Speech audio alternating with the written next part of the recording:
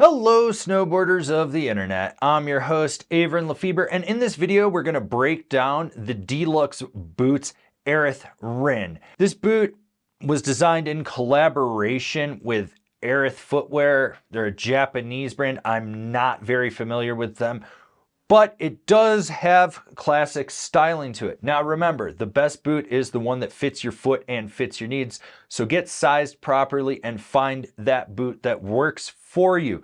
Now, if you are thinking of picking this up online, which I strongly do not recommend, we have affiliate links down in the description below for this. And if you are going to your local shop, slap them a high five and say we sent you, because at least if we're sending you into the local shop, you should know a little bit about what you're trying on. So if you look at this boot aesthetically, this literally looks like my first snowboard boot I had in the mid-90s from Airwalk. You're going to notice around the toe that it's got a three-piece design with rubber. So you got the toe cap where it's actually glued, so it's basically a welded seam. Then you got a little bit more, and there's going to be an aggressive seam right there, and then you've got that underlayer that comes back. So this is going to be a little bit more of a rigid material, and the thing to worry about would be if you crank your toe strap, you may feel this seam right here. Not saying you will, I'm saying that you may. Now, when you look at this boot, you can clearly see that this has that old school shaping to it. Now, when it comes to the ankle articulation on this, it's not really designed with an articulation flex point. So you're going to notice that it bulges, and that also kind of comes into play with the side boa, but I'll get into that in the lacing options. On the back spine, you got that rubber right there, and it's not an aggressively high back spine. So what you're going to notice with this is that it's going to have more play when you push back into it. It also has this deep cutout for those of you that have really big calves. It is a leather boot, so vegans be warned.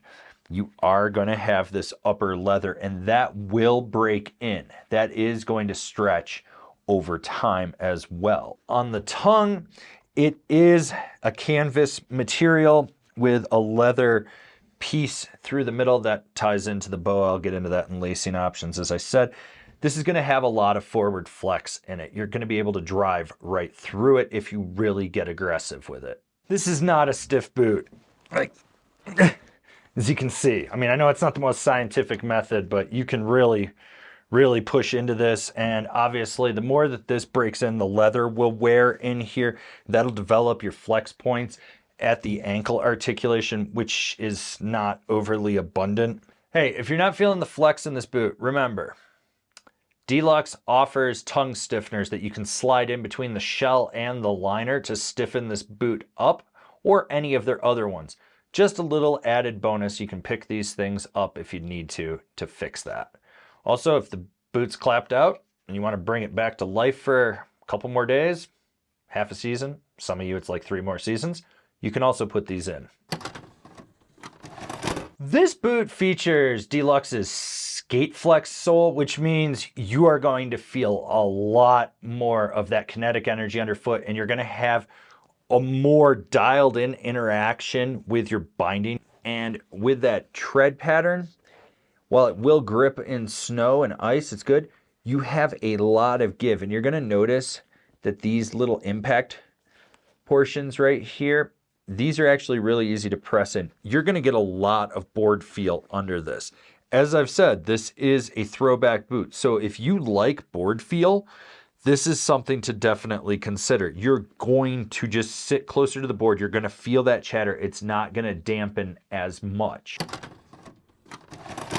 This is a traditional lace shell with a slight tweak with that side boa. That side boa does come right across the instep, and it has that leather in there to protect you. It is the nylon cable in there. It's not a steel cable, so that could break down over time. Just putting that out there, but this is to help lock that heel in. You also have this booster strap at the top, so you can really crank that over if you want, or leave it a little more loose.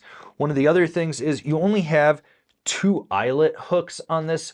This means that it doesn't go up as high as other boots. This is gonna change how your ankle flexes in this. This is gonna give you more play, as well as be a little bit more loose around the calf.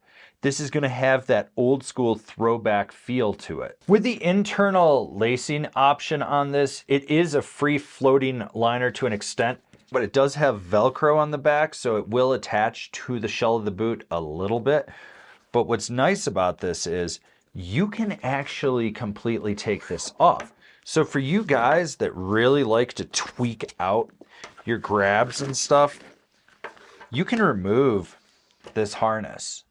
And while this won't lock you down as tight, but between that boa on the shell and the lace, you can get a little more play inside the liner. It's a great way to customize the boot so that you're not locked into it. Or if you wanted to relace this and just run the lower or just the upper, you could as well. When it comes to the locking harness on this boot, you got some cool things going on there. You do actually have an eyelet right there, so you can release this if you want and unlock it from the top. And this allows more customization, as you can actually just cinch this down lower if you want. So if you like it more snug around the top of your liner, you can do that with those locking loops, or you can run it a little bit lower. It's kind of up to you in how you want to do that. One other option with the lacing on this is you could run it through this elastic tab right here. So when you actually tighten this down, it changes that dynamic. Once again, more options for customization in the internal locking down of your heel. Okay, we're about halfway through this video. Go down, give it a thumbs up if you're enjoying it. If you're not, give it a thumbs down. Who am I to tell you what to do? But if you are new here and you do like what we're doing, why don't you subscribe, click the bell, get those notifications. That way you're not missing any of the programming we've got coming out for you.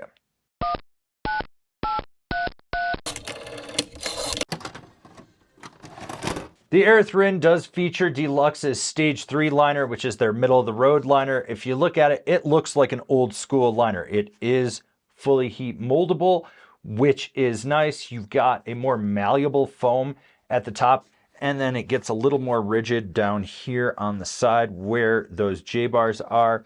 And around the toe, it actually has a bunch of give. You do have the elastic tongue over there. Getting inside this boot, it doesn't have the most aggressive J-bars in there. I mean, it's got a good heel pocket.